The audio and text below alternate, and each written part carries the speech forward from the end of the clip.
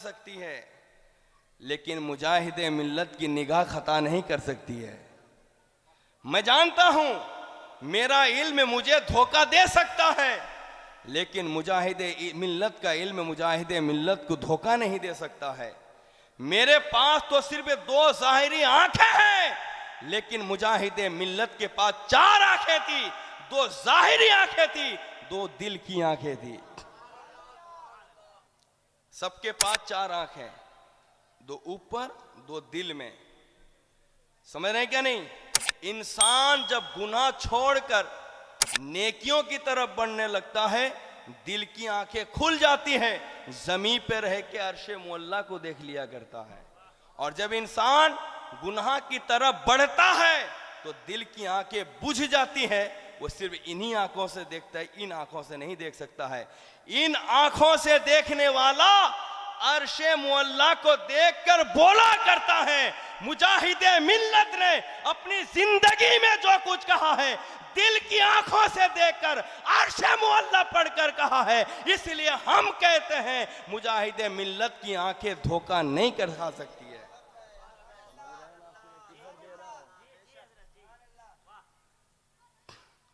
मुजाहिद मिल्लत जाना चाहा। नसीम सरकार उस वक्त जवानी के आलम में थे। क्या आलम में थे?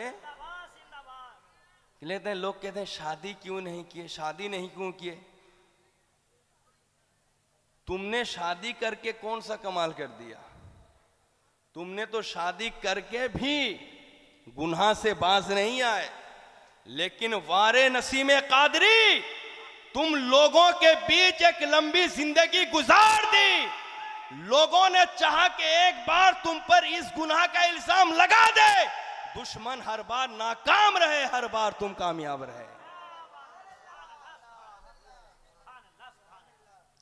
मुजाहिदे मिल्लत हज के लिए तशरीफ ले जाना चाहा, तो मुजाहिदे मिल्लत को रुखसत करने के लिए नसीम सरकार आए।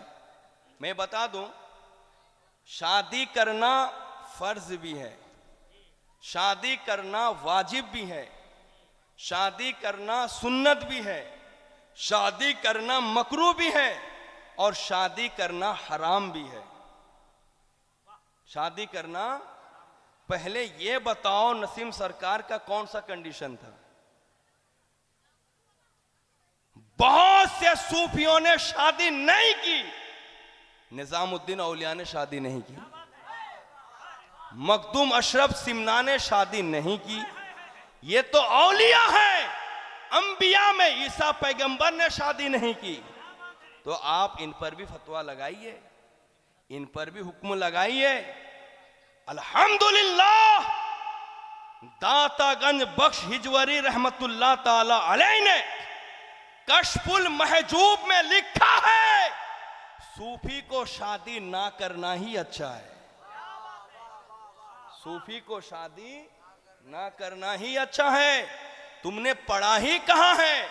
तुमने तो दो हरफी किताब पढ़ ली, और पढ़कर कौम को बेवकूफ बनानी चाहिए। अरे आलिम बनने के लिए दो हरफी किताब से काम नहीं, बल्कि तुमको लाइब्रेरी की लाइब्रेरी खंगालनी पड़ेगी।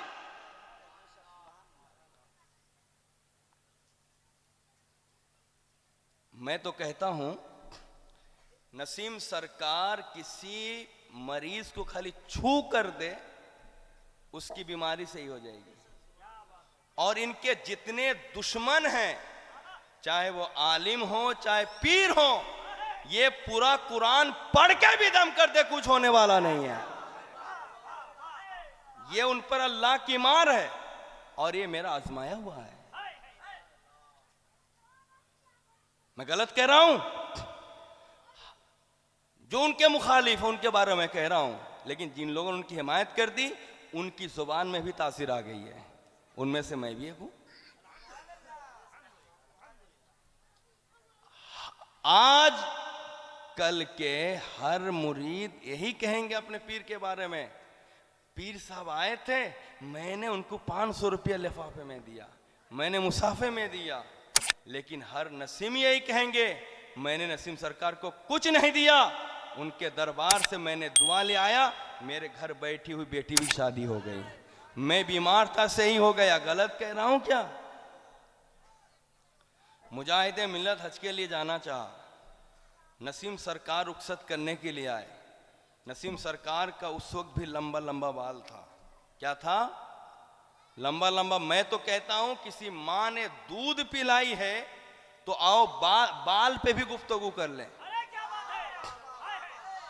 आओ बाल पे भी गुफ्तगू कर लें।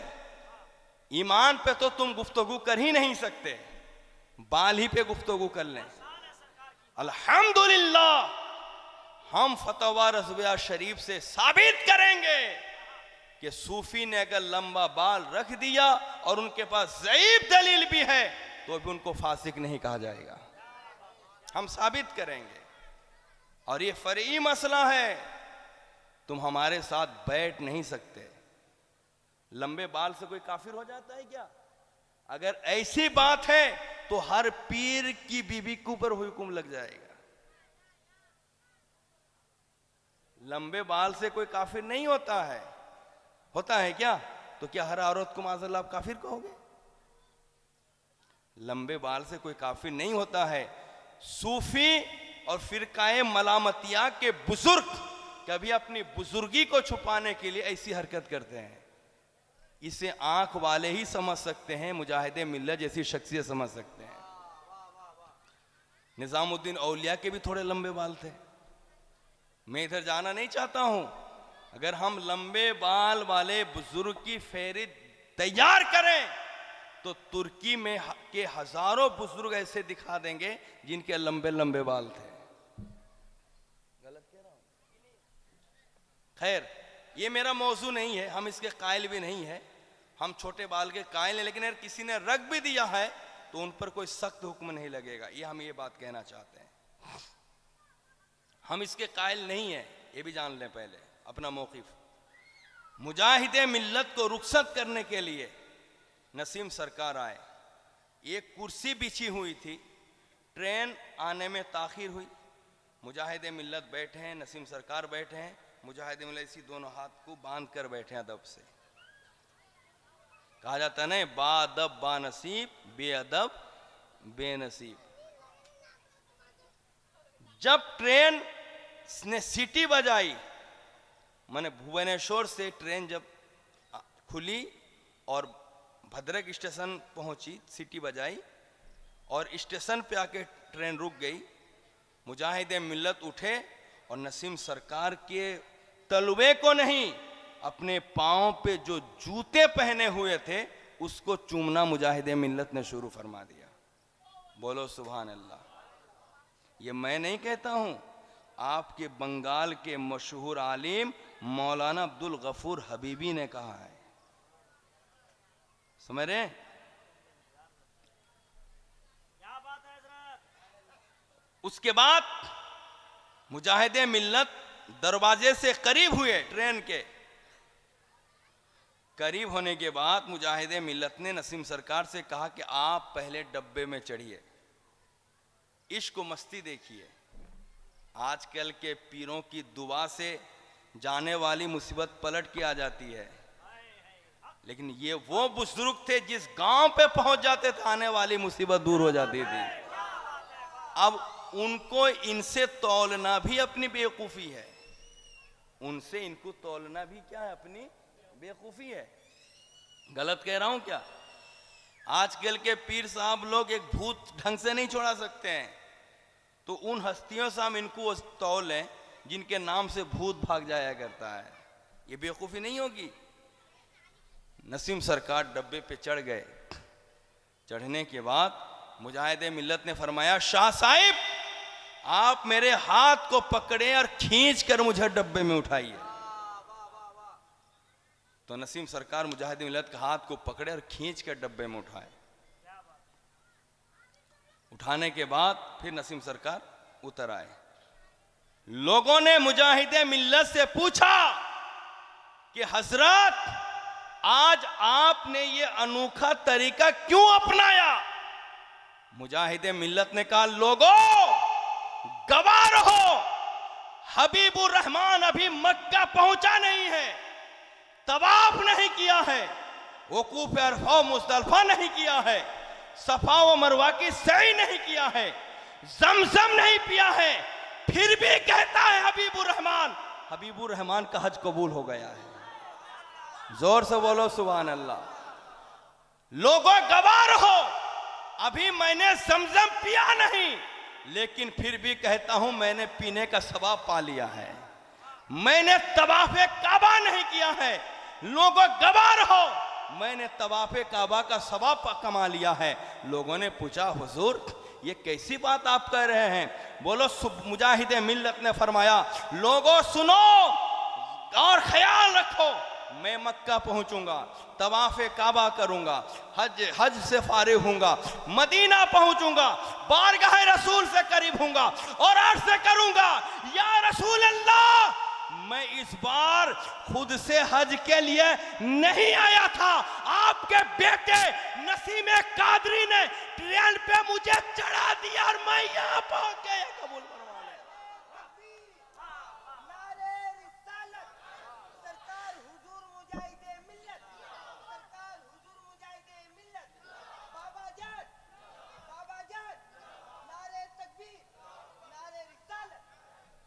कितने बेवकूफ हैं वो लोग जो मुजाहिदे मिल्लत का खाकर नसीम सरकार की तौहीन करते हैं। आपको बता दूं, आज तक मुजाहिदे मिल्लत के नाम से पलने वाले लोगों ने मुजाहिदे मिल्लत के ताल्लुक से सब कुछ कहा, सब कुछ लिखा, लेकिन आज तक इन लोगों ने इस बात को कहने की ना जुर्रत की और ना लिखा कि किसने मुजाहिदे मिल्लत को उनकी कब्र पे उतारा। ये बात पर्दे में पड़ती हुई चली जा रही है, दरिया बुर्द हो रही है। ऐ लोगों, मुजाहिदे मिल्लत की जब लाश धामनगर शरीफ पहुंची तो ऐसी सूरत में सारे लोग नसीम सरकार के पास पहुंचे और कहे कि हजरत आपसे बहुत मोहब्बत करते थे, आप जनाजा पढ़ाइए। नसीम सरकार ने फरमाया कि मैं नहीं, उनका चहीता शागिर्द मौलाना मुफ्ती अब्दुल कुद्दूस पढ़ाएंगे। नसीम सरकार ने जब मुफ्ती आजम उड़ीसा को सिलेक्ट फरमाया तो मुफ्ती आजम उड़ीसा ने जनाजा पढ़ाया मुजाहिदे मिल्लत का। और जब लाश कब्र पे उतारने की बात आई, लोगों ने कहा जिस मियार का ये जनाजा है, जिस मियार की ये लाश है, उस मियार का हाथ भी होना चाहिए, उस मियार की शख्सियत भी होनी चाहिए, उस मियार का आदमी भी होना चाहिए। तो सारे लोगों ने कहा इस मजमा में इस मियार का अगर कोई है वो कोई और नहीं, नसीम कादरी है, नसीम कादरी है। उस वक्त अल्लामा आशिकुर रहमान भी थे, उस वक्त अल्लामा निजामी भी थे, हबीबे मिल्लत भी थे, मौलाना अब्दुल वहीद भी थे। जमाने ने देखा लाश को जिसने कब्र पे उतारा वो कोई और नहीं, गौसे आजम का बेटा नसीम कादरी ने उतारा। मुझे बताइए, अब ऐसे आदमी के बारे में अगर आप चेमोगैया करेंगे, मुजाहिदे मिल्लत जिन्होंने अरब की सरजमी पे हक नहीं छुपाया, जिन्होंने अरब की सरजमी पे भी डंके की चोट पे हक का ऐलान किया, उस मुजाहिदे मिल्लत ने नसीम सरकार के लंबे बाल देखते हुए भी कदमों को चूमा और लोगों से कहा, लोगों मुझसे नहीं नसीम सरकार से मुरीद हो। जिस मुजाहिदे मिल्लत ने उनसे कहा कि लोगों उनके बारे कहा कि इनसे फैज़ हासिल करो, आज अगर आप उनके बारे में बुरा भला कहेंगे, उनकी गुस्ताखियां करेंगे, तो क्या मुजाहिदे मिल्लत की रूह को तकलीफ नहीं होगी? क्या मुजाहिदे मिल्लत को तकलीफ नहीं होगी? आज बेवकूफ लोग मुफ्ती शरीफुल हक का फतवा पेश करते हैं, आज बेवकूफ लोग अल्लामा ज़ियाउल मुस्तफ़ा का फतवा पेश करते हैं और कहते हैं कि गुलाम हैदर की माने कि मुफ्ती शरीफुल हक की माने, गुलाम हैदर की माने कि अल्लामा ज़ियाउल मुस्तफा की माने। मैं कहता हूं बेवकूफो, मेरी बात मत मानो, मुजाहिदे मिल्लत की मान लो, हबीबुर रहमान की मान लो, आकाए नेमत की मान लो, क्योंकि आकाए नेमत के तलबे को चाटने वाले का नाम ज़ियाउल मुस्तफा हो सकता है, उनसे बड़े नहीं हो सकते। गलत कह रहा हूं क्या? इसलिए मेरे भाइयों, इस आला हजरत सरकार क्या फरमाते हैं, तेरे गुलामों का नक्शे कदम है राह खुदा, वो क्या बहक सके जो ये सुराग लेके चले। मुजाहिदे मिल्लत का हर अमल और फेल ये नक्शे राह खुदा हैं। ये क्या है? नक्शे राह खुदा है। और आला हजरत फरमाते हैं, जो अल्लाह के नेक बंदों के नक्शे कदम को लेके चलेगा वो कभी गुमराह नहीं हो सकेगा। मुजाहिदे मिल्लत का नक्शे कदम क्या है? शरीयत पे गामजन रहना, नसीम कादरी से मोहब्बत और प्यार करना। वाखिर दावाना अनिल हम्दुलिल्लाह रब्बिल आलमीन।